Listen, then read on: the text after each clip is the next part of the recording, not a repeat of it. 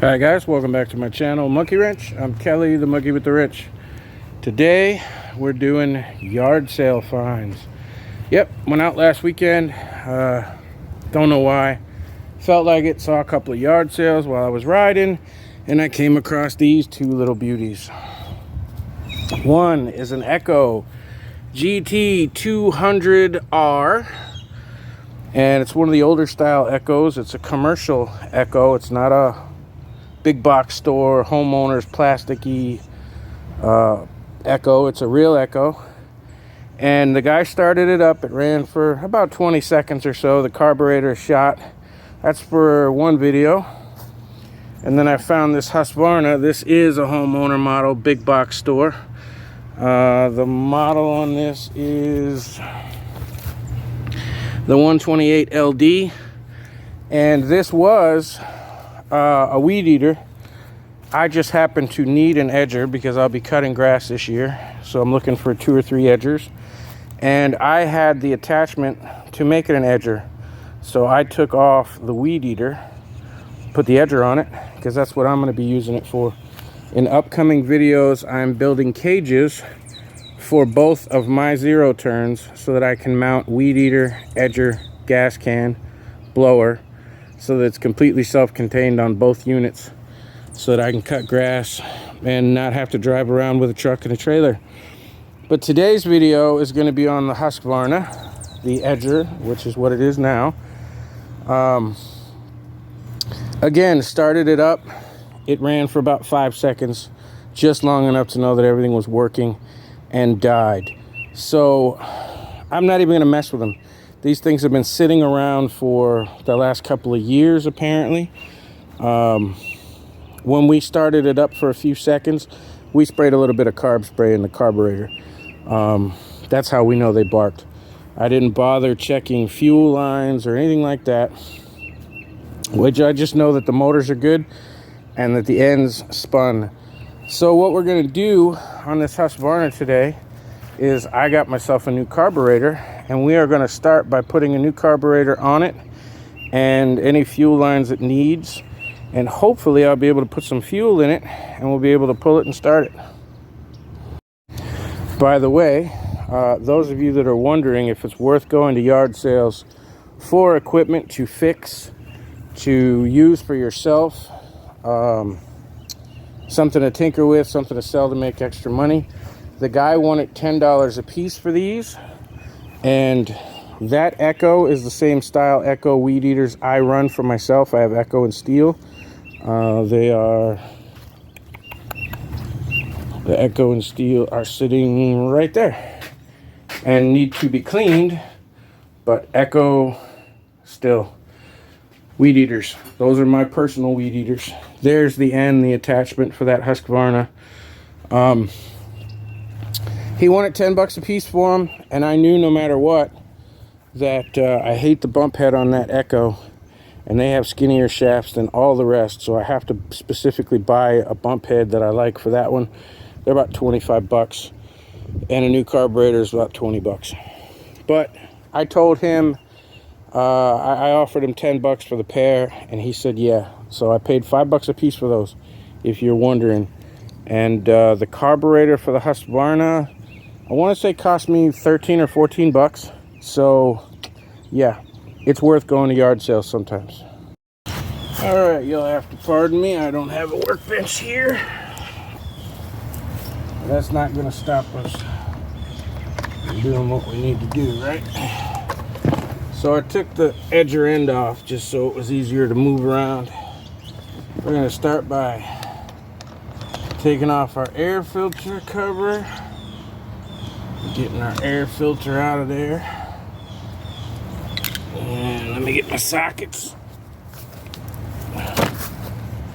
And for those of you that think you have to use OEM parts and spend $60 on a carburetor for a weed eater that costs 5 bucks, if you watch my channel, you know that's a bunch of BS. I also don't spend $100, $120, $150 on a carburetor for a riding mower.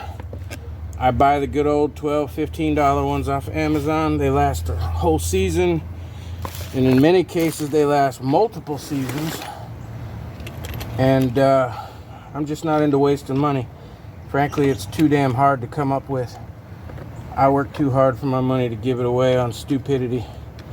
So if that's your cup of tea, well, you're in the wrong place. So now we got to get this cover off to get to the carburetor. And in this case, the nuts that hold the carburetor on, I believe, are the same nuts that hold the case on the outside of it, this plastic case. You take those off. We're going to have to get past our lever on the carburetor. So you saw I just twisted it to get that off after I got it away from the post. Now we're going to pull the carburetor. And it should come on out. Don't lose your throttle. I'm trying to get the carburetor off. You got fuel lines on here. When you go to pull those off, make sure you remember which one goes in which spot. I'm trying to get this off without ruining these fuel lines, but that may be the case. On the top of the carburetor, you got your throttle here. It's just a Z bend. You can pull that up and get it out of the way. And when I get the carburetor off, I will show you. I'm gonna have to get some needle nose pliers.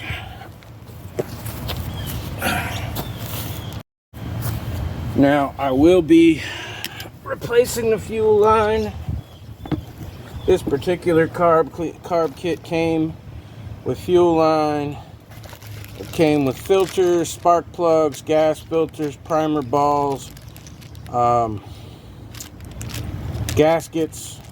I buy these kits because I repair this stuff for a living.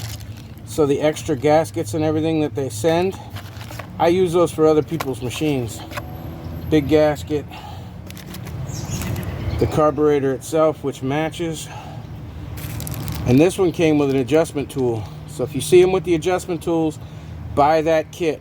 This adjustment tool on its own is $10. Now I know that makes you think that the carburetor is going to be crap, but these are all the same carburetors no matter where you get them from. They're good for a season, 2 seasons. And I sometimes lose my little tools. Now if I don't have to replace the gas lines just yet, I'm not going to. I want to get the carburetor on and test it, but it looks like I'm going to have to replace these right off the get. Most of the time when it's my machine, I will end up replacing the stuff, but I like to put the new carburetor on, make sure everything's functioning correctly, then pull it back apart and put the fuel lines on. It may seem like a waste of time to you guys, but considering the whole carburetor is already off and it took that long to get it off, and these lines are always a pain in the butt to change out, I will be doing what I always do. Tank is dry and it actually looks clean. Dang it.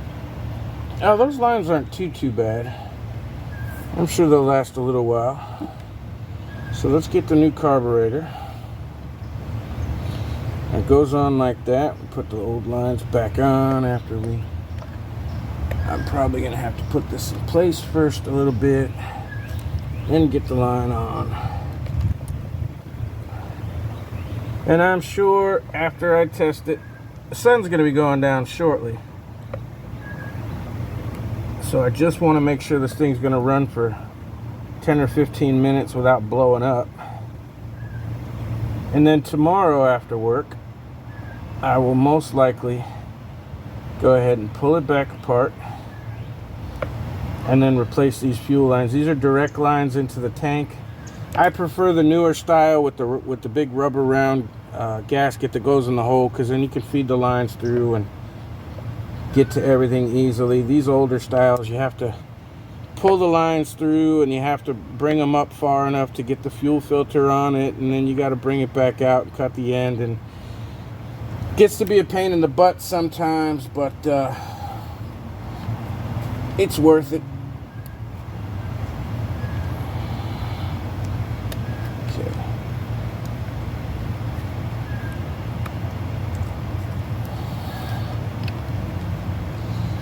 Oh, is the new carburetor different than the old one? No, it's got the same lip. Why isn't that just clicking back in place? Oh.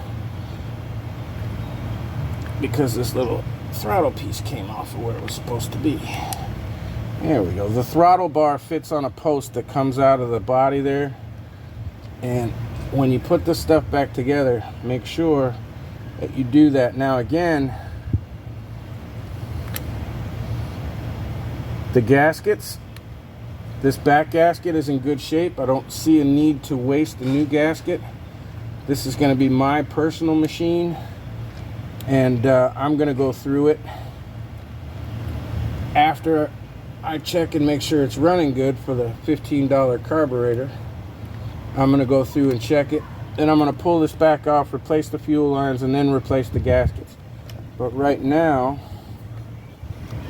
I'm just trying to throw it in place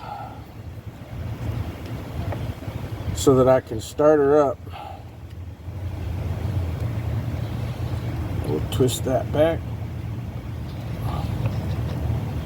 and run it. I don't mind the $15. These carburetors will fit half a dozen other machines on down the road. One position choke, mid choke off. This carburetor is a little bit different. It doesn't go all the way back, but again, I don't care. It's mine, so that does not bother me in the least. Everything else seems to be fitting okay. I don't know if I even have any fuel that's pre-mixed yet. I guess we'll know here in a minute. You guys won't have to wait. I just might have to run down to the store and get some fuel. I know I got 2-stroke oil in there. Just don't know if I have anything mixed at the moment. So there's your new carburetor. It's already on. I'll pull it back off, change the gaskets, put new fuel line on it, that kind of stuff.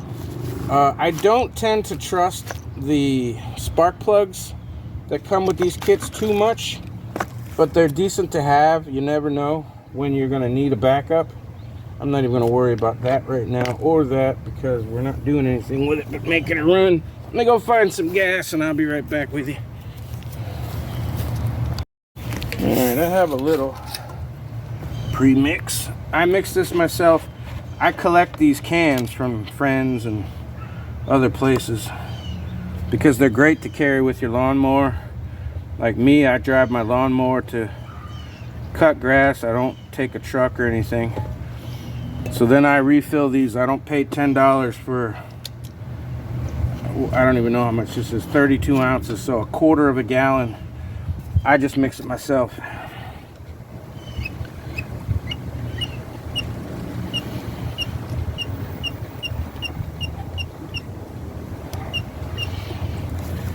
Hang on. Okay, as you can see, I wasn't getting any fuel. These lines are shot. So I pulled it off real quick. And I'm now feeding this old line out. I don't want to have to do it this way, but I do. Dang it. Dang it to heck. Let me get this fuel back out of here.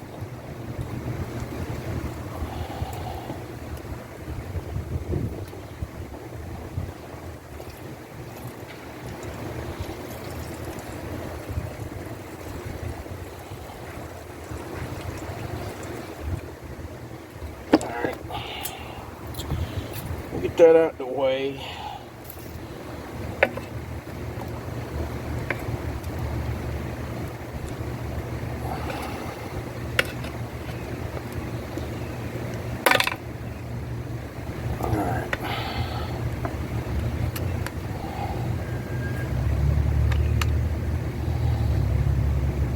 The other one should just be a return. I'm going to see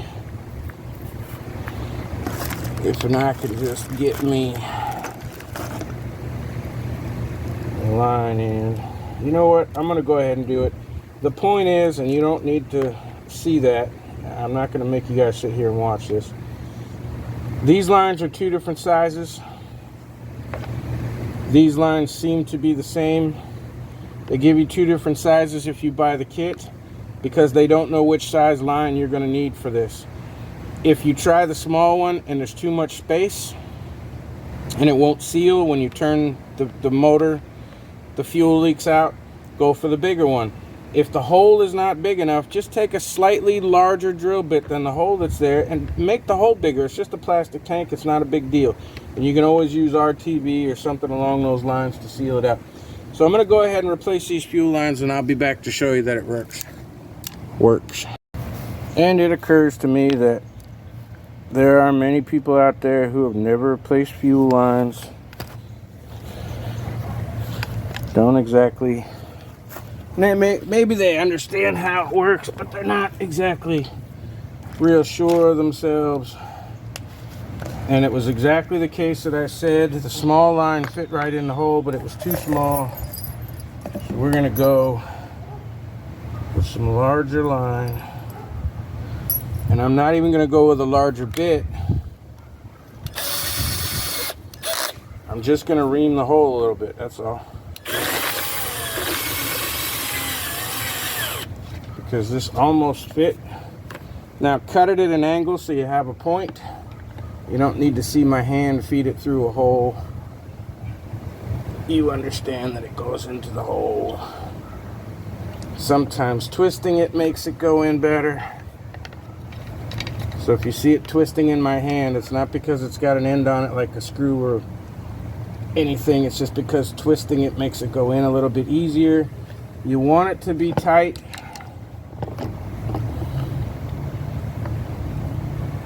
So that when you turn the machine sideways, the fuel line is squeezing against the outside of the tank, and so it won't exactly leak. Now the hard part, once you get it in there,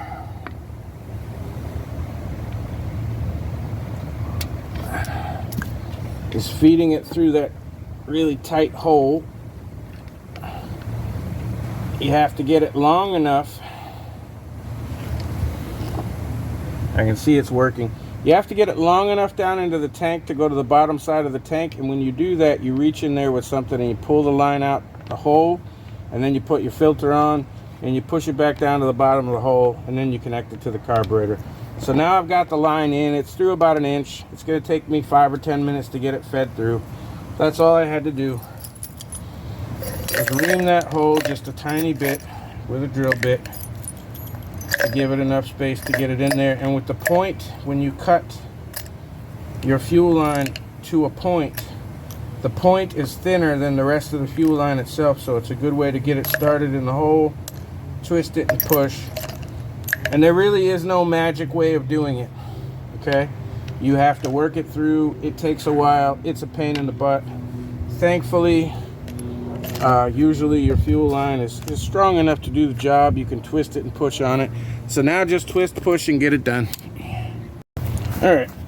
Now once you get it far enough that you can get in there with a pair of needle nose, then it makes life easier. Just make sure you're pulling on the correct one. Now these always have a curve to them. So if you go ahead and twist it so it's sort of facing this direction, you should be able to get in there with your needle nose and grab it. Come on, you prick.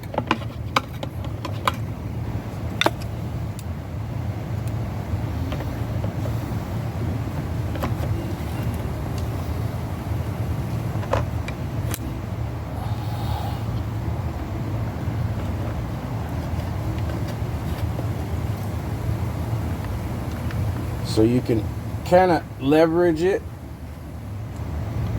to pull it through. this way to get it through. Then you get it through like so. Cut that end flat. Remember, it has a point on it. Cut that flat.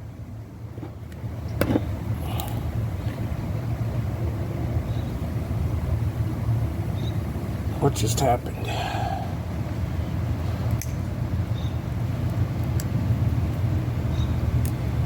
Come on, here we go. Now I get my new fuel filter on there. Like I said, the other line is just a return, so I may not even pull this thing back apart to do the return. Use a screwdriver after you get your fuel filter on to push this thing back down. The fuel filter works twofold. One, it keeps dirt from getting into the machine if you happen to get dirt in your tank, whether it was because of there was something in your gas can when you went to fill it up with gas. And the other is, it's a weight. It weighs down the hose. I'm just turning it now so it's in the right angle so that it's at the bottom of the tank. It weighs down the line so it keeps it low in the tank. So if it didn't, it might be poking up. The weight holds it down, keep it under the fuel. Now I'm gonna do is cut it about where I think it needs to be.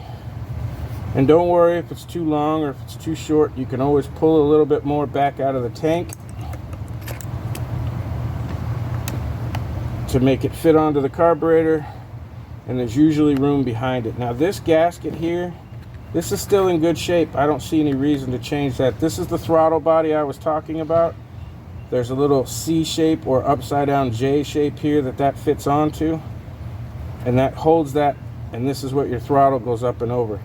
So I'm going to go ahead now and feed this thing back on. First you got to put it on the studs.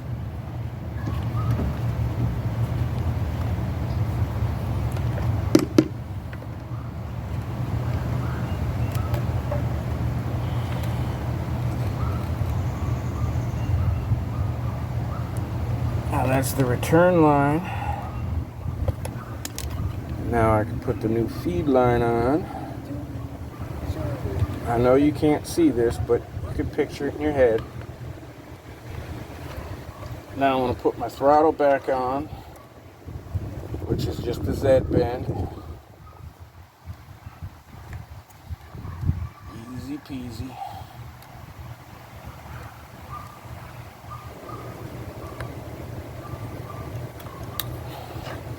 Make sure your throttle body is in place. That goes up like so. Now, the only reason that it wouldn't suck fuel now is if there's something wrong with the new carburetor. Or that, yeah, that was the intake line because I had to take the filter off of it. So I did, that is the intake line. So let's put this back on.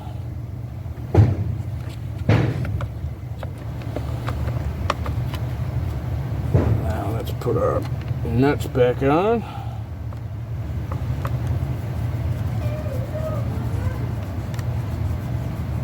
And because these things are internally primed, there's no gasket to go between this plastic and the carburetor because there's all kinds of breathing room and holes.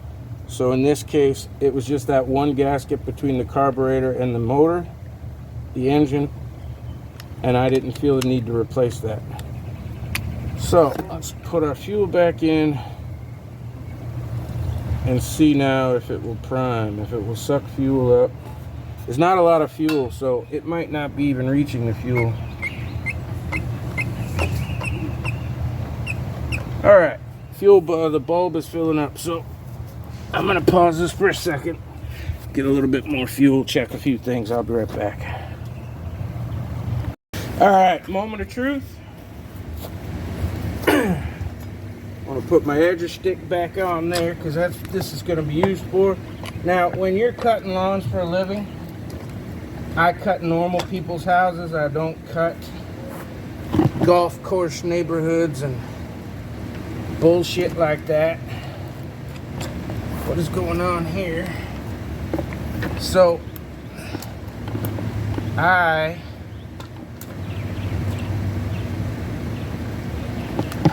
only weed eat maybe every 2 weeks, every 3 weeks.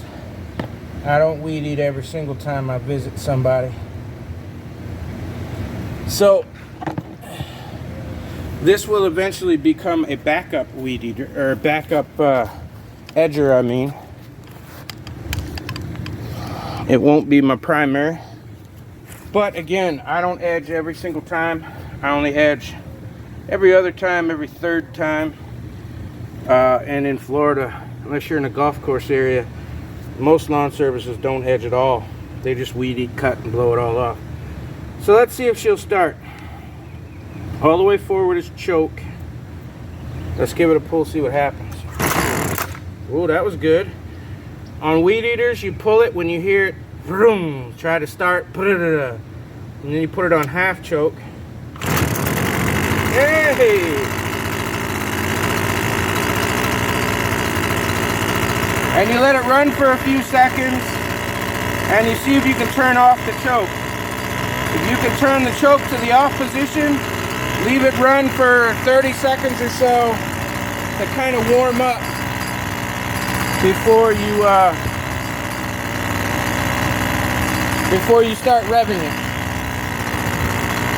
You just give it a little bit of time to warm up and then see what happens.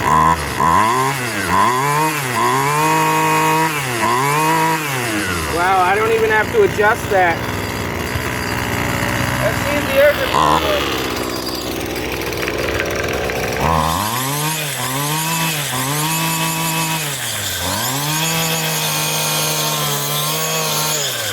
the edger part works. Now it needs a new blade. Wow, that thing runs like a top. I didn't even have to adjust that cheap carburetor. There are adjustments on it. I have made plenty of these videos. You can go back and check my channel where I have replaced carburetors like that, and of course you have to tune them a little bit. And what you want is, you want it to idle fairly low but perfectly on its own without having to touch it. And when you hit that trigger, you don't want there to be any hesitation. You want to hit it vroom, vroom, vroom, not you don't want it to go slowly. So that thing doesn't even need any adjustment. So I now have an edger that cost me $5 plus I checked on the inside during a break. $12.99 for that carburetor. So $13, and it's Amazon Prime, so I didn't have to pay for shipping. Plus $5, so I paid $18 for that thing. And she's gonna hunt this summer. She's gonna be edging and making me money. Now all I gotta do is put a new blade on it, and I think I got some laying around in one of my boxes. If not, I'll grab a blade. But there you go. That thing really runs and sounds good. So if you made it this far, I hope it wasn't too boring. Thanks for stopping by. Hit the like button on your way out. It's between my chin and my balls. Smash that subscribe button. Let's get to 2,500. We're almost there. And I'll see you soon.